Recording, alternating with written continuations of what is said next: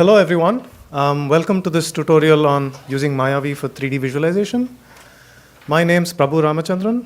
I'm from India, so I have perhaps a bit of a strange accent. I tend to speak a little fast, so if you don't understand, please tell me to go slow or enunciate better. I'll try my best to enunciate as clearly as I can. We have two generous folks who have agreed to help. I was originally supposed to do this alone. There's Matt, who may have just stepped out, sorry. And there's Hannah there at the back. She will help, as will Matt. As soon as he comes in, I will introduce him.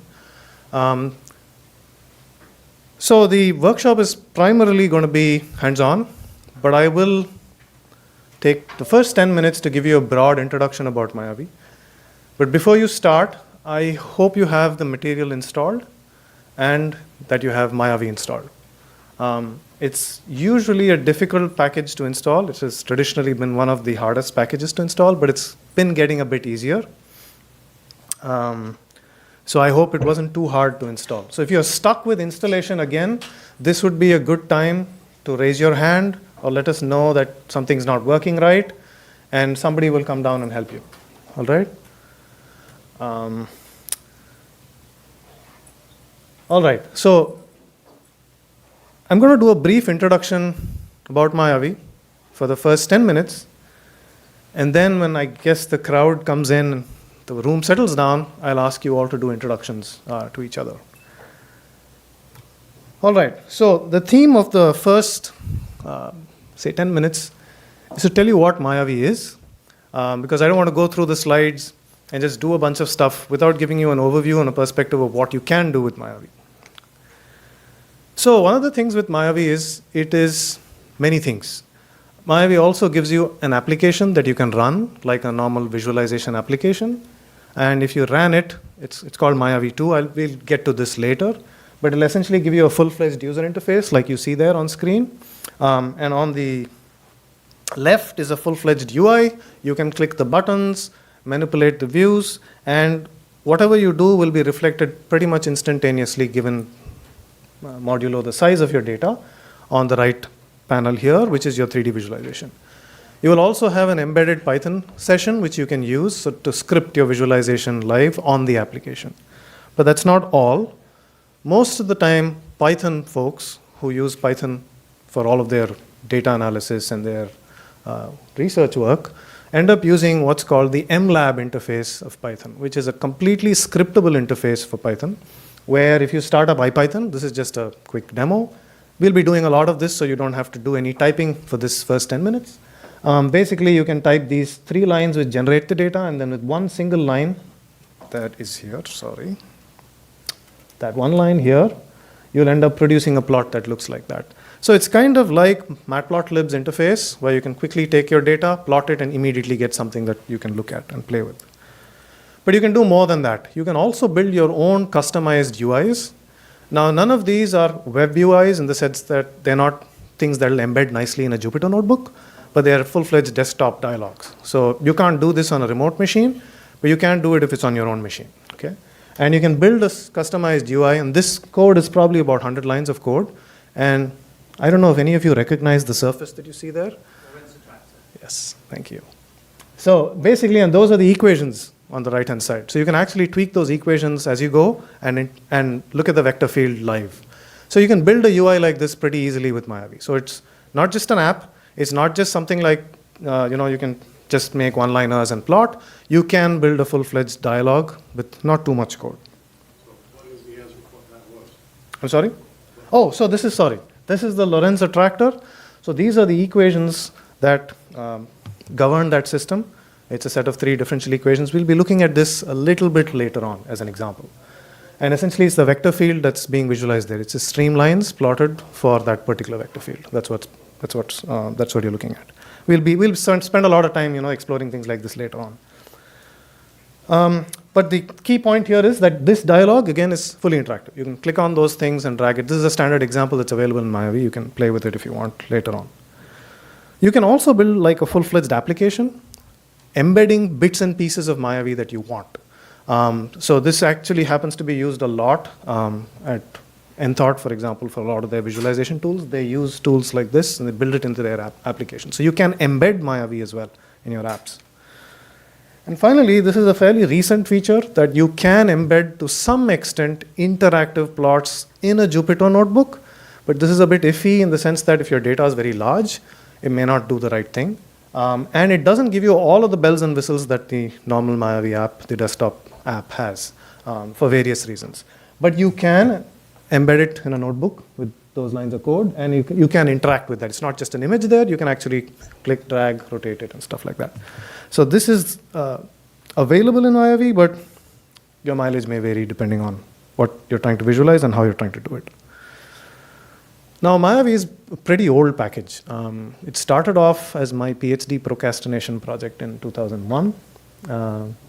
It was completely rewritten in 2004 and 2005 when I learned a little more about the various mistakes I'd made the first time around.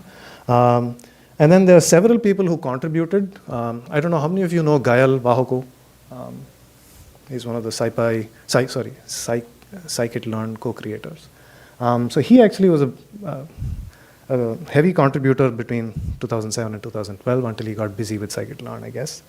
Then several folks from Nthought have contributed fixes.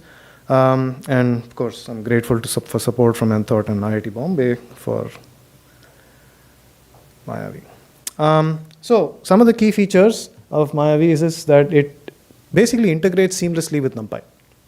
It's fully scriptable. It has a UI. So a lot of packages out there essentially either force you to do everything on a script or have a UI. MayaV allows you to do both, and hopefully by the end of the workshop you'll understand how to do both. It's available at GitHub, and underneath the covers, MayaV uses VTK. So it doesn't do any of the heavy lifting graphics itself. It basically hands everything over to this library called VTK. And VTK is a massive visualization library, probably one of the largest open source visualization libraries out there. It's an extremely well maintained, very mature library. It's implemented in C++. But it has Python wrappers, and it can be pip installed as well as of this year. So essentially what MayaV does is it puts a UI on top of VTK. So you can go down to VTK if you really want to, or you can just use the MayaV at a higher level that we provide. Now it supports a variety of data sets, so it's not just pure scripting. If you have data files, whatever we have exposed from VTK is available. Some of them are not yet exposed. I'm happy to take pull requests. Or we can sprint on those. So basically, it does support stuff like polygonal data, structured grids, unstructured grids. It supports a whole variety of visualization algorithms. So it's not just limited to a few things that are exposed on the UI. You can do pretty much anything you want.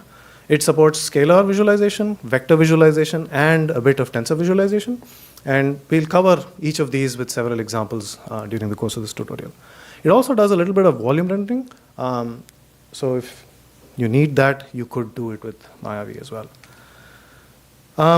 One very powerful feature with MayaV that I'm going to demonstrate later on is the fact that you can do this thing called automatic script recording. So let's say you set up a visualization and you now want to configure it, but you don't want to have to do it on the UI every time.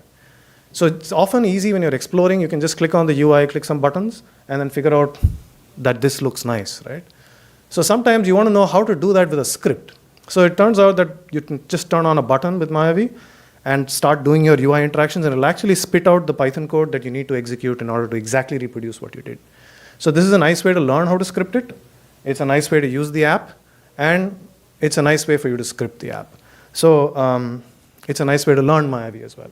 So this is a feature that I'll try and demonstrate over the later half of the course.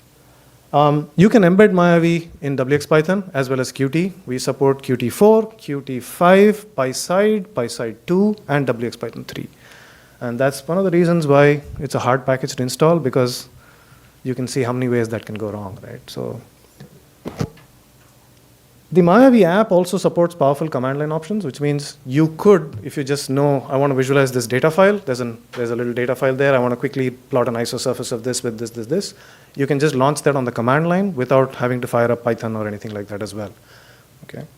It also has some preliminary off-screen support, so which means if you want to do batch processing and things like that, You can do it, but it's a bit of work to set it up because you have to make sure that your VTK and the rest of your builds are configured exactly right. But you can use Mayavi to drive those visualizations as well. So all in all, the architecture kind of looks like this. There's Python at the bottom. There's NumPy. There's VTK. There's a package called Traits that kind of facilitates this UI and the reactivity that Mayavi provides. And this Traits connects us to WXPython and Qt. Actually, this is not just Qt4, it's Qt5 as well. Sitting on top of this is this layer that Mayavi provides called TVTK. It's called Traded VTK, which provides that interface for you. And built on top of that is the rest of the Mayavi infrastructure. So essentially, Mayavi is sitting on top of these powerful building blocks underneath and allowing you to do things very simply by talking to these powerful tools underneath. Okay, that's how it's constructed.